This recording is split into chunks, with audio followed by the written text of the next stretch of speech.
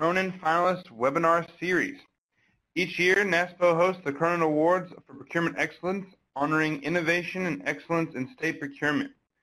The awards program seeks to recognize outstanding procurement initiatives and serves as a means to disseminate and to encourage adoption of breakthrough initiatives by other states. Submissions for the awards are scored based on 4 important criteria: innovation, transferability, service improvement, and cost reduction. By excelling in these key areas, Cronin awardees and finalists help create opportunities for improving the procurement function nationwide. This webinar series is an important part of sharing information and ideas for professionals across the country. And again, I thank everybody for joining us today. Just a couple of reminders before we get things started. This webinar is being recorded and will be made available on NASPO's website and YouTube channel in the next couple of days. Because we are recording, I have muted everyone's phone lines, and we will have a question and answer time at the very end of this webinar. At that time, if you have any questions, you can unmute your phone by dialing *6, or you can type the questions in the chat box at the bottom right hand of your screen, and I'll be happy to ask those for you. For those of you that would like to receive UPPCC certification credit for attending this webinar, please email me, Kevin Miner, at the conclusion so I can send you that certification. My email is on the screen, but again, it's kminer@naspo.org. Now I would like to introduce our speaker for today, Christine Spieth, Deputy CIO Business Integration for the Department of Administrative Services with the State of Georgia, will be presenting the finalist Cronin webinar submission, State of Georgia, Amazon Business and Team Georgia Marketplace. Chris, I'll turn it over to you.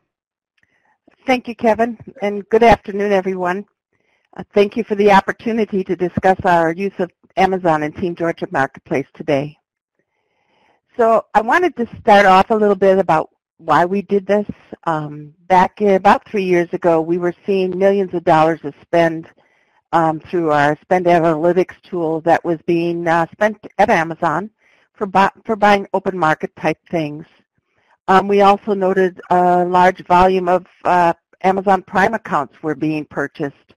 And it really made the advent of these e-commerce sites, whether they're Amazon or Walmart or whatever, makes it fairly easy for staff around agencies to go ahead and purchase things without any guidance or oversight from the procurement staff.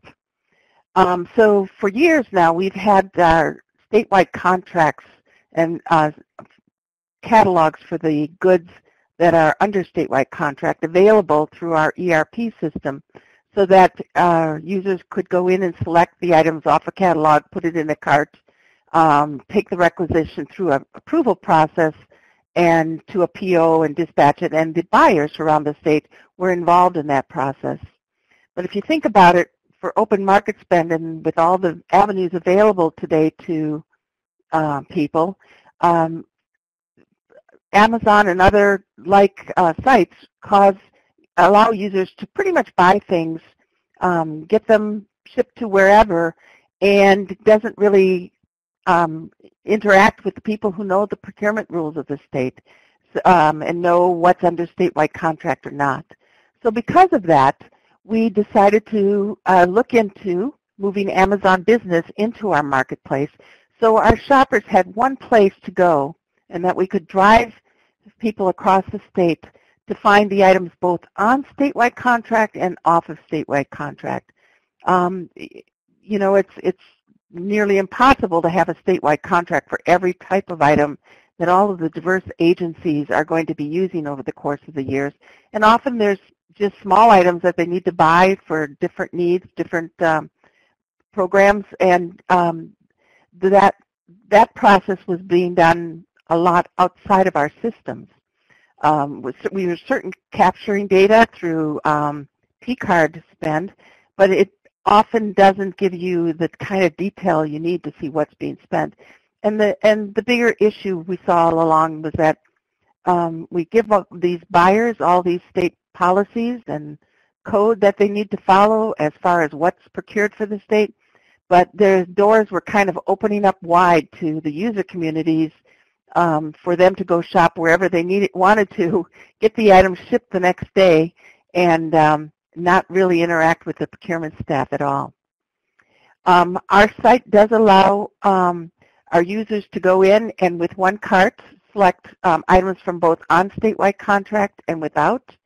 Outside of the statewide contract, we put it into one cart so that we don't have to make them understand any concepts of what's in the statewide contract, etc. We do include the same approval workflows we do for the statewide contract items so that there's visibility not only from procurement but other people within the organization who want to see those items as they are before they're purchased rather than after. And certainly one of the cost savings here was the elimination of all those Prime accounts, because we are able to get Prime-like functionality through Amazon Business without the cost of a Prime. So I wanted to just quickly go over how it works and kind of explain it just in a kind of a flow so that it makes sense as to how we do things. And this is the exact same flow we use whether an item is on statewide contract or not. But in this case, the user logs into PeopleSoft Financials. We have just under 4,000 requesters, as we refer to them here, in the state's instance of PeopleSoft. These are the folks who can tell you about their needs. What do I need for you to buy? So they log into PeopleSoft and they create a requisition and name the requisition, and then select an option that lets them go out to our catalog application. We do host our catalogs with the tools provided by Jagger.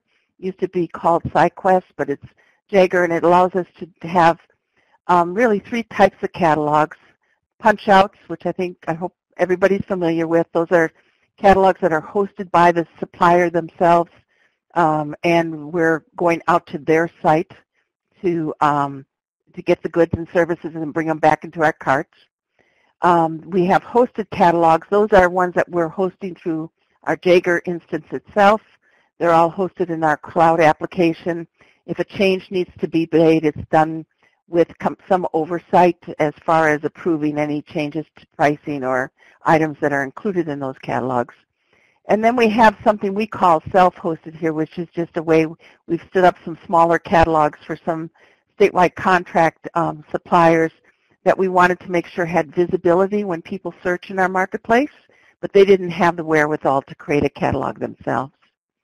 So when a user selects catalog to punch out to this site, they are certainly see mostly the statewide contract catalogs, but then they also have an option, if they don't find it under statewide contract, to select the Amazon site, which is a punch-out. In the site itself, then, they can find the 5 or 6 items perhaps that they want that are under a statewide contract, and then they can go to the Amazon site and add the X number of items that were not under contract that they need as well, and put that into one cart.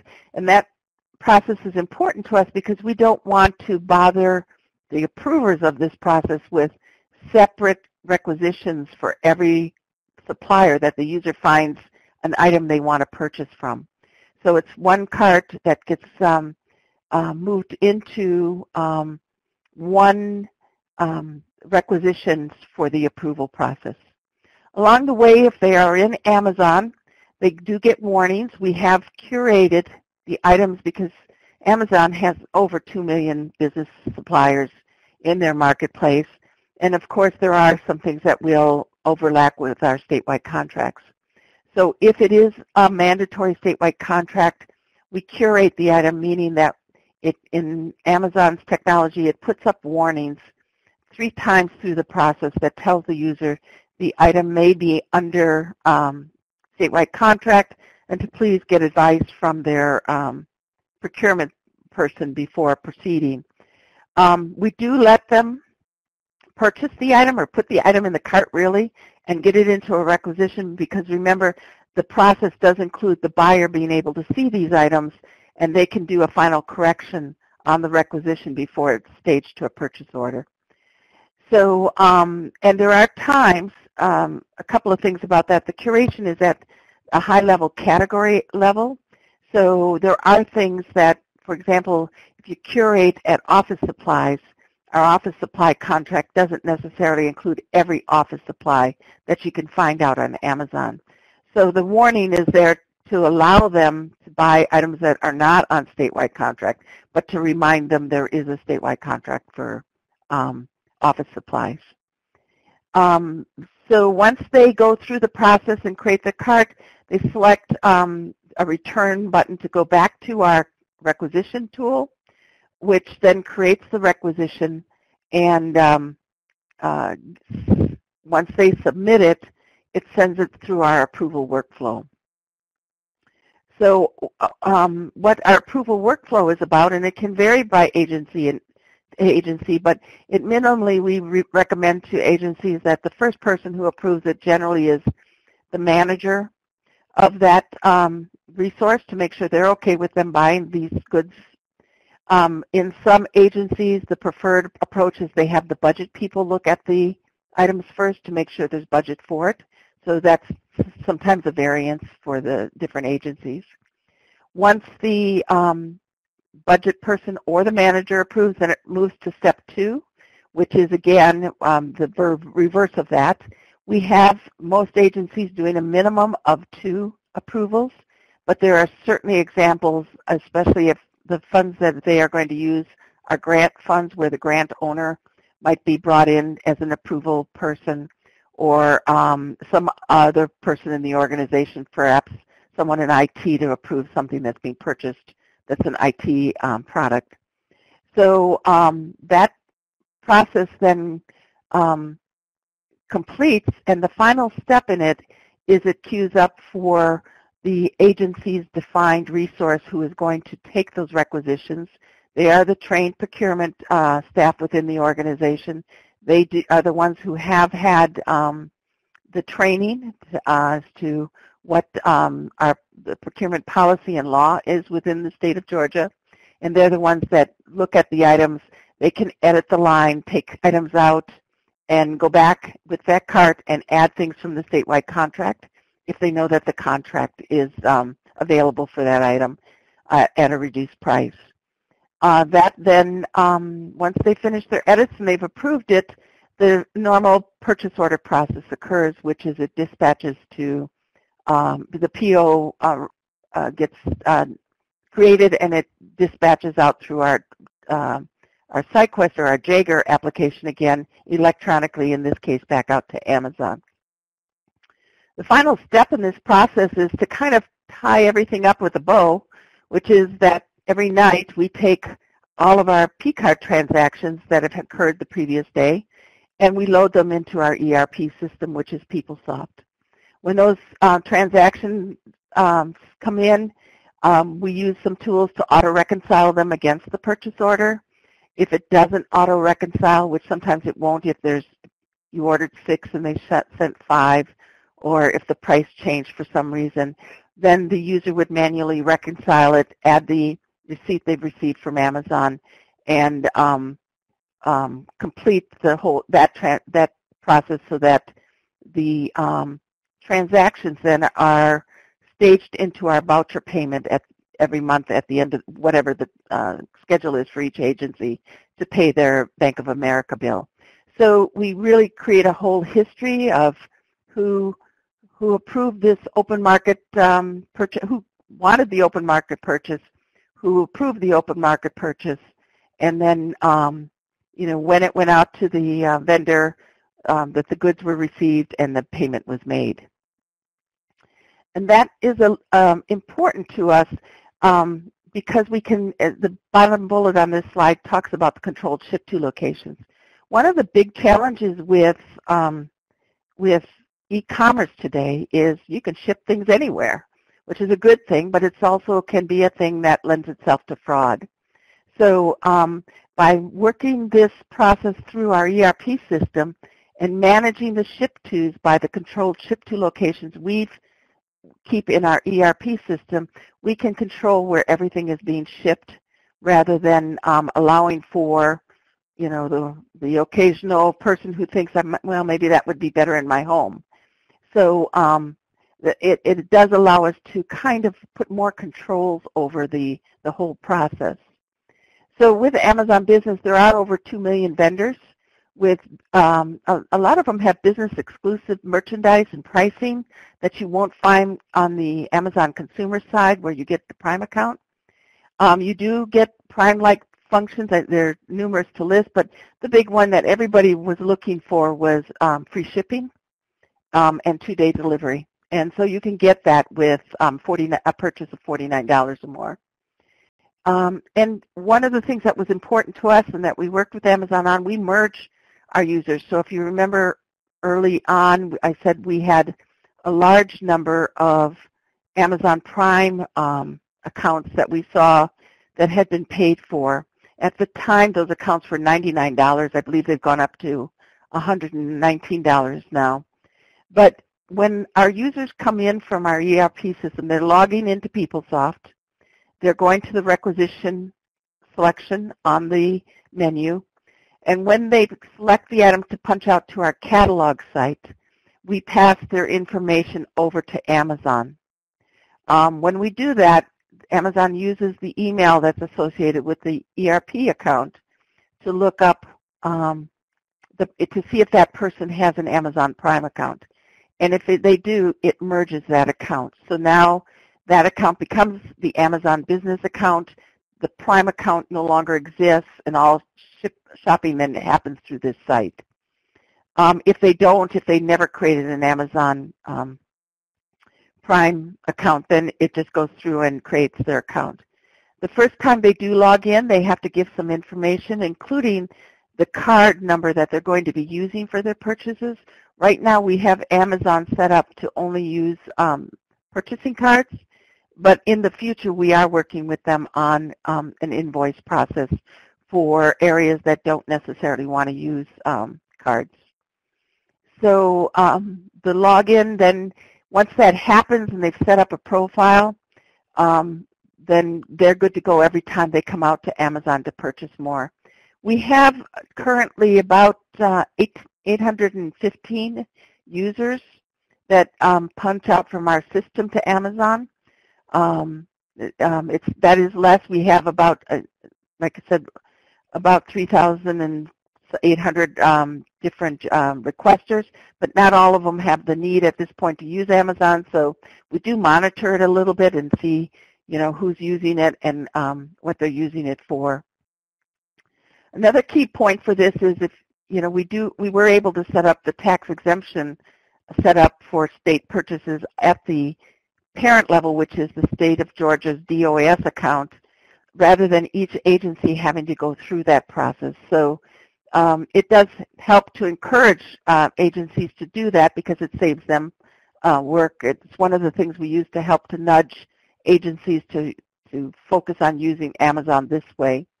And I mentioned the controlled ship-to locations so that we don't have an incidence where things are being shipped somewhere where they shouldn't be. So our benefits and why we see this as a positive, why we see this as something that helps our community. If I go back historically and mention again that we've been working since 2009 to make sure our user communities had access to everything that was on statewide contract. But if you look at the total spend in the state, there's a lot of spend that occurs outside of statewide contract just because it's and it's not necessarily rogue or maverick spend. It's things that they need that aren't under statewide contract. So in the previous setup, we had them going one place to do statewide contract work. They certainly could go in and they were required to do a requisition for non-contract items that they were going to be purchasing, but that process required them to type everything in manually and tell what each item was, what the quantity was, what the price was, et cetera, et cetera.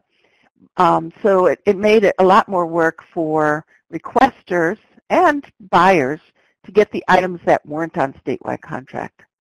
So our driver for this was to give them ease of purchase, just like we were trying to do with our statewide contract side. And also, it's kind of ironic, but we were putting most of the controls in originally over spend that was on statewide contract, which can be kind of an unlimited spend. I mean, you can buy most of, anything off a statewide contract because it's already been competitively bid for any dollar amount. But the things that had to follow the open market spend rules under the no bid limits and all of that, that was kind of free range, and there really weren't a lot of controls around it. And control might be a strong word, but it's more about being able to have the visibility into it, to letting people know up front what's being purchased versus having someone find out after the fact that so-and-so bought a large number of widgets that you were planning to use the budget for something else for. So our goal with this was to help the different entities get more control over this kind of spend too. We do get a lot of detailed spend data. If you're familiar with P-card data, there's two levels of data that you can see when you're getting data from your bank. One is just level 1 data, which tells you she bought something at Walmart. Here's the address of the Walmart, and here's the amount it was. But there's also some vendors who provide you with level 3 data, which gives you exactly what was purchased. That's happening more and more, but it's not 100%, and there's a lot of data that comes in that just tells you somebody bought something somewhere. By doing this open market spend through Amazon, we get very detailed, granular reporting of exactly what people shopped for, what they purchased, where the purchase was for, and it does help in analytics to understand, where the spend is now being focused at, and is that something that should be a statewide contract focus in the future. Certainly one of the other things I don't think the state of Georgia is unique in, there are times, especially with P-cards, that there's opportunity for fraud. We've had it happen here. I think I've heard it happen at other spots. I've talked to other people about it. But by being able to put this into the site where we have some internal controls in place, and we create the situation where it makes it much more difficult to buy something using the state's P-card, ship it to a location that's not the state, or even bring something into the state and take it home, because there's kind of a path all the way along here that, an invoice wasn't just paid and nobody doesn't know what it is, but we did buy those X number of widgets. They were shipped. We did get them. We did pay for them, and they should be here. So that's certainly a way to help to reduce the number of opportunities for fraud. And we think one of the single most powerful tools in that is the controlled ship-to locations. And then, of course, one of the big benefits is, $99 is not a lot of money, but when you multiply that over a large number of agencies and a large number of users, it's money that doesn't need to be spent to get free shipping, when we can do it through this kind of a tool and get the free shipping in the Prime-like features without the cost. So what's next? We've been live on Amazon in the marketplace since January of 2017. We have been working with Amazon in improving some things so that, for example, when I talk about the approval workflow, that process can take anywhere from a day to 10 days sometimes. And so Amazon, especially some of their vendors in there, have fairly fast-changing prices.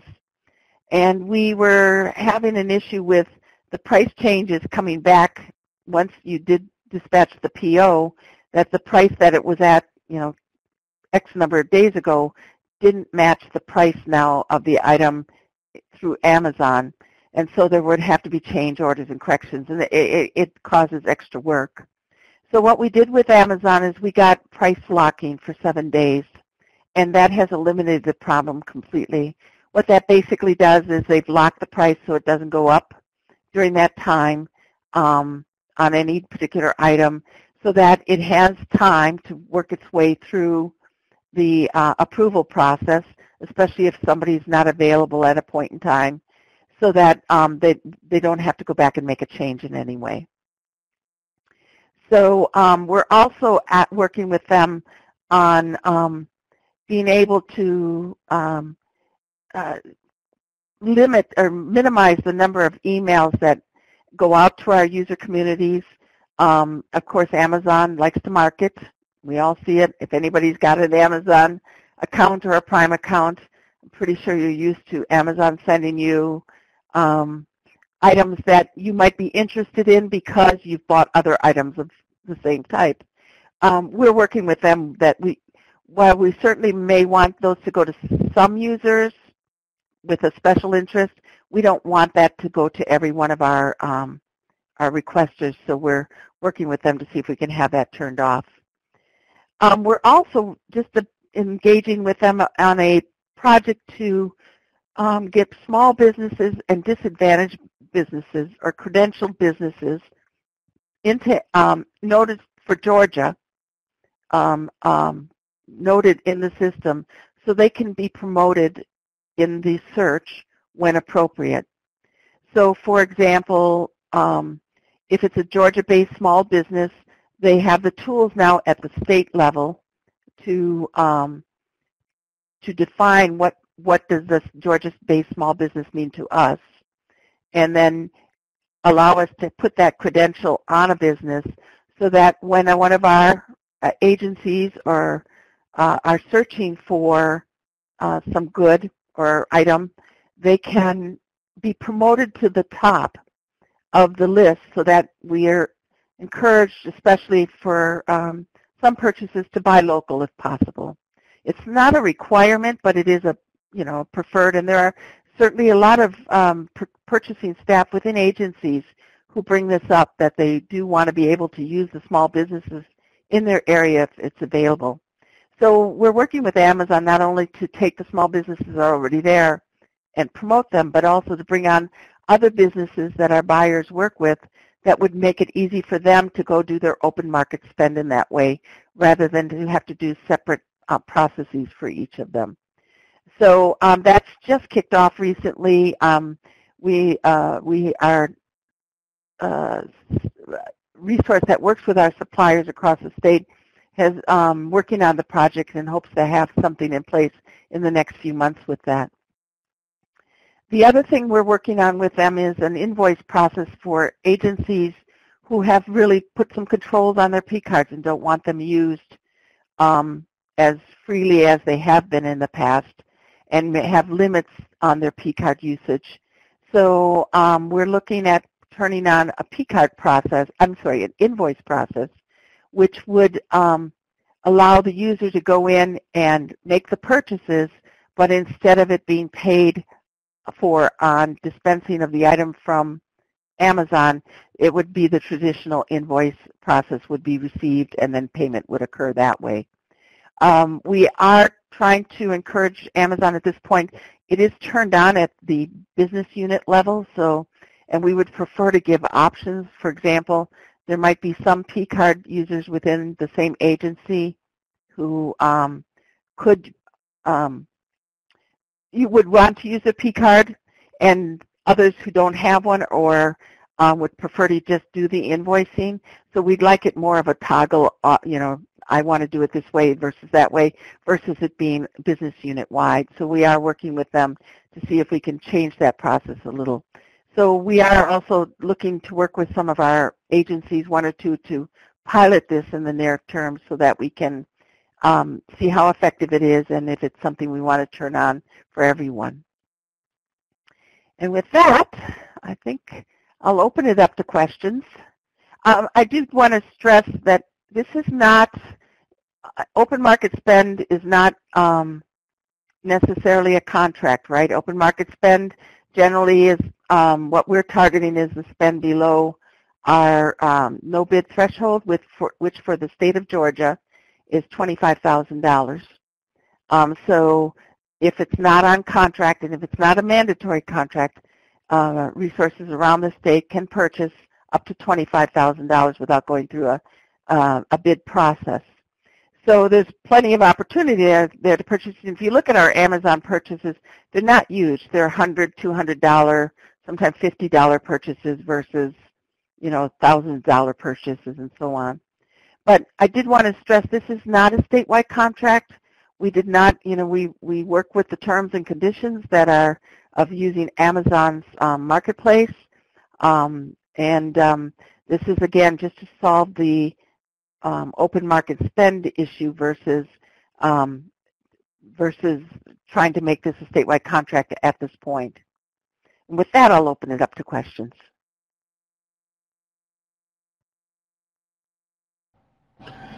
All right. Well, I've got a question. Is there anything that you think that you or your team may have done differently throughout the process, ranging all the way from development to the implementation? Well, this certainly was a learning curve for us, and I will tell you that we started to decide to go forward with this back in the early fall of 2016. We actually kicked this project off in October of 2016, and we had all of it working, tested, and ready to go to turn on in production by December. We held until after the first of the year to go live because we just didn't want the complication of people not paying attention during holiday season. So I think one of the things that it was a learning curve for us, we did get a lot of support in doing this through Amazon. They were available to us whenever we needed. And it was really, it sounds good, but when you go in there, you go, oh, there's like advertising for credit cards. We can't have that, so you had to work with them and say, can we get that taken off? We don't want to advertise that. Or, the whole process to bring our users in and merge their accounts. It was all a learning process that we didn't know even if we did specifications up front of like what we were going to do, we didn't think about these things because it was somewhat new territory for us. So I think what we would do differently, it's hard to describe because honestly we didn't know what we didn't know up front, but we certainly did at the points where we discovered something, took time to stop, do a kind of a design walkthrough, a session where we talked these things through, we whiteboarded and figured out, okay, that's the way we're going to go with that then. So it was more learn as we go and not necessarily be as well prepared as you would hope when we first started out with this. But so you're saying, especially on Amazon's side, just being more modular, right? And being able to customize. Yeah, I mean, there's certainly, Amazon does provide you with a lot of options. I think you really have to take your time to make sure you did understand how that worked. And there was no better way to do that than to actually just get it up in a test site and just work through it and see what you would see then, because it doesn't always click when you talk about it until you're in there and creating your 15th cart and you go, oh, wait, that's going to be an issue. So we really allowed ourselves that time to kind of do that iterative process and determine what would work for us. We were the first state that put this into our marketplace, so Amazon did make some team members very available to us so that, when we had questions or we needed to walk and talk through something, they were readily available to us to make sure we understood what that meant. And we did a lot of testing of, buying a lot of items, fake items, and shipping and sending them all the way through our system so we could make sure we understood what was going to happen on our side. Now, Chris, is there a step-by-step manual available that could assist other states in doing the same thing? Not from us, but Amazon, I don't know if they have a manual, but they certainly provide you with the steps, what's going to happen. One other thing is that in using the applications from Jagger, part of our contract gives us the resources that help us with enablements for catalogs. And so that they provide the resource and the technology to help us make that punch-out work, make the data come back and forth between our ERP system and the punched-out supplier system or our hosted, whatever type of catalog it is. So they were certainly also a player in this. The way we've set this up may not be the same way another state would do it, because you may be using the ability to go punch out to a vendor's catalog site directly from your ERP system rather than the model that we have. So in that case, you would be working with Amazon directly to do that. We did work with Amazon, but we also had our third-party team from Jagger working with us as well to make sure that not only that we were pulling cart items back from Amazon into our requisitions, but that when the purchase orders dispatched, they electronically seamlessly went into Amazon's tools. So it will be a little different from each site, depending on how you use catalogs, if you use a tool or if you do the enablements yourself where you're setting up the communications back and forth between the vendor and your ERP system.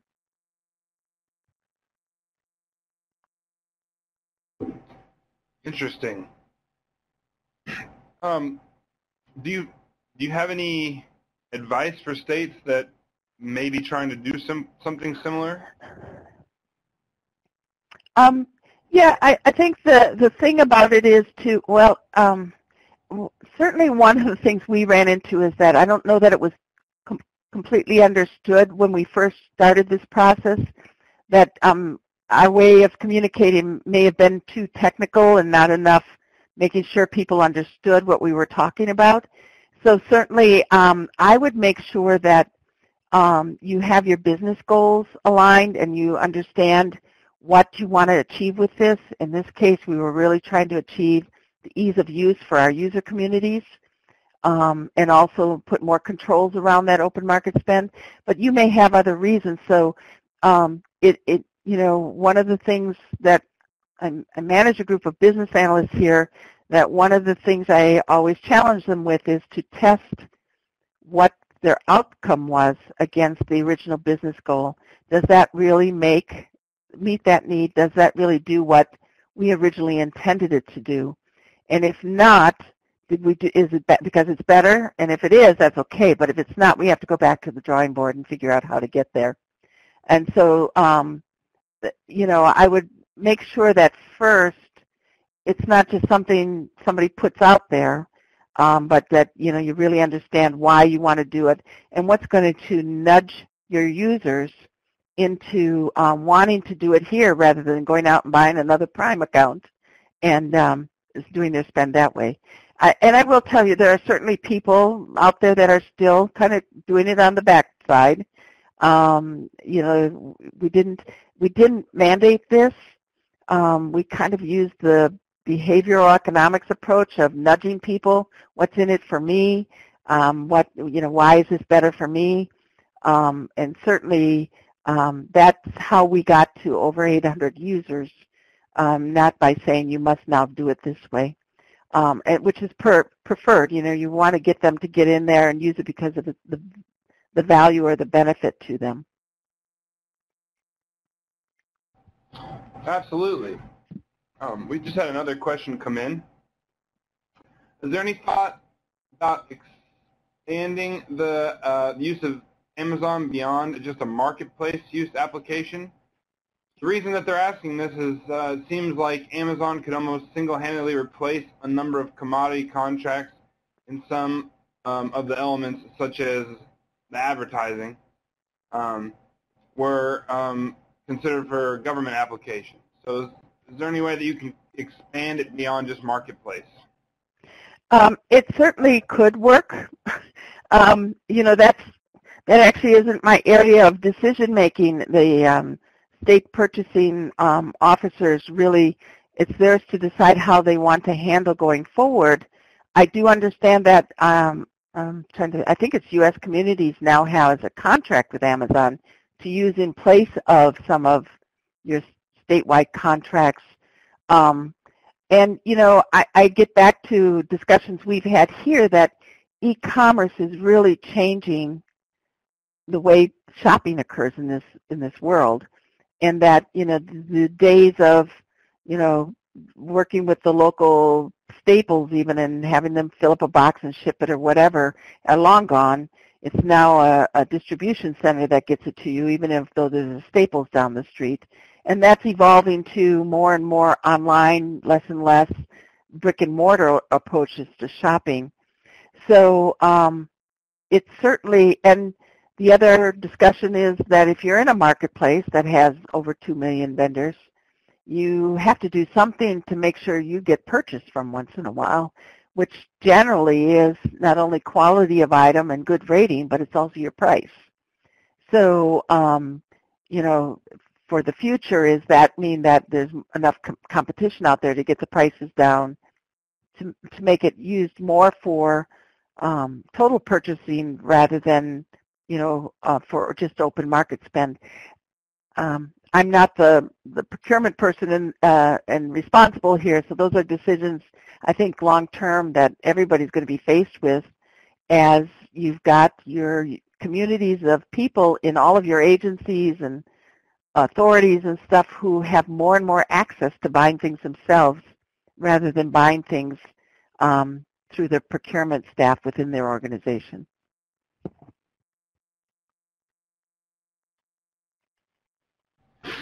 Very interesting. Yeah, you mentioned the large amount of vendors. Can you elaborate just a little bit more on how the vendor community responds to something like this? I guess which the vendor community within Amazon, or yeah, vendors. Yeah, or outside of it if it affected them. Yeah, I really can't speak to that. Again, we have somebody here who does work with our vendor communities, and that would be an interesting question to see what kinds of reactions they did. State of Georgia had a procurement conference a couple of months ago, and there were a lot of vendors, suppliers invited to it. I would have to leave that to her to describe or discuss how the vendors' comments or reactions were to this. Certainly, I would imagine that a statewide contract vendor would be concerned if they think it's going to impact spend against their items. But the honest fact about this is, if you're letting people go out to all these other sites to buy things, there's a really good chance they're going to buy statewide contract items. Because again, the people at the state of Georgia who get trained on procurement policy and procurement rules are the purchasing staff within each agency. Everybody in all of the different divisions, organizations, they don't really know the rules that well, or if at all. So this hopefully actually helps to drive more people to shop in one place and get their statewide contract spend as well as non-contract spend in one location, and helps them to understand, oh wait, when I did my search, our catalog tool has a search and an advanced search engine, and it can bring things up and say, no, your statewide contract vendor X provides this.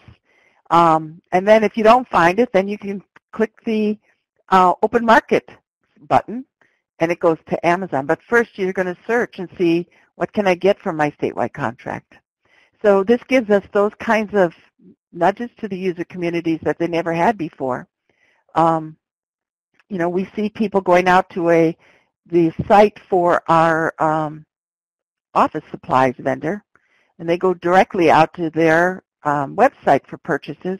And when you talk with them about it, they will say, well, there's only this many things on statewide contract, and I need these other 5 things, it's more efficient for me to go once and buy everything than to go into our site and buy the things that are on statewide contract and then go out to the vendor site to buy the rest of the stuff.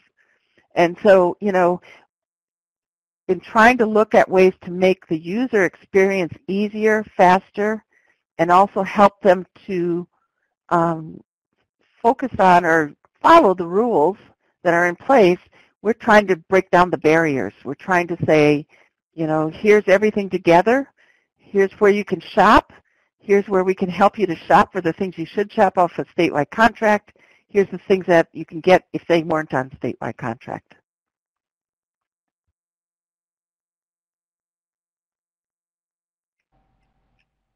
Awesome. What are the fees to the state of Georgia? There aren't any fees. You mean from Amazon? Yes. Yeah, no, there's no fees. They worked with us, implemented it, and we don't have any charges or anything. Amazon's business model is it does charge suppliers a monthly fee plus a, I think it's a fee for item that's sold or something.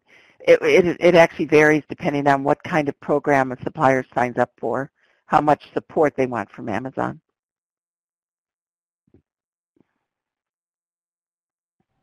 All right. Does the state of Georgia have an administrative fee?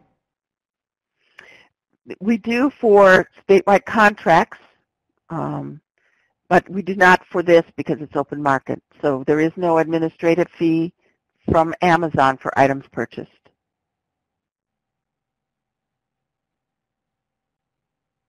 Interesting. Interesting.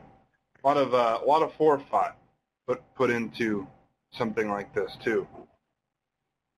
It seems we might have another question coming in.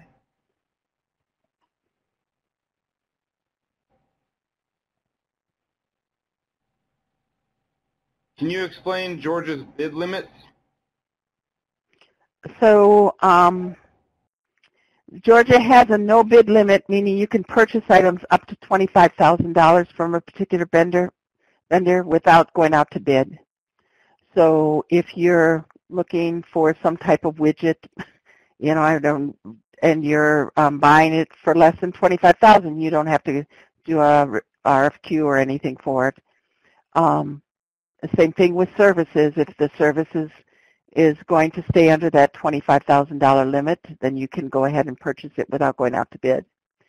So, and as I mentioned, a lot of the Amazon spend is very small dollar, buying things that are, you know, different things that a different agency would need depending on what their business is for, and it aligns itself with that kind of shopping. It's not, you know, going out to buy 5 tractors or something like that, which is under statewide contract.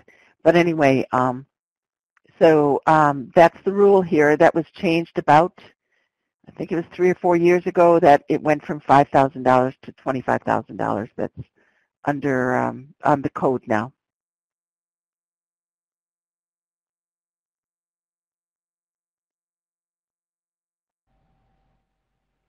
All right. Do we have any more questions for Chris?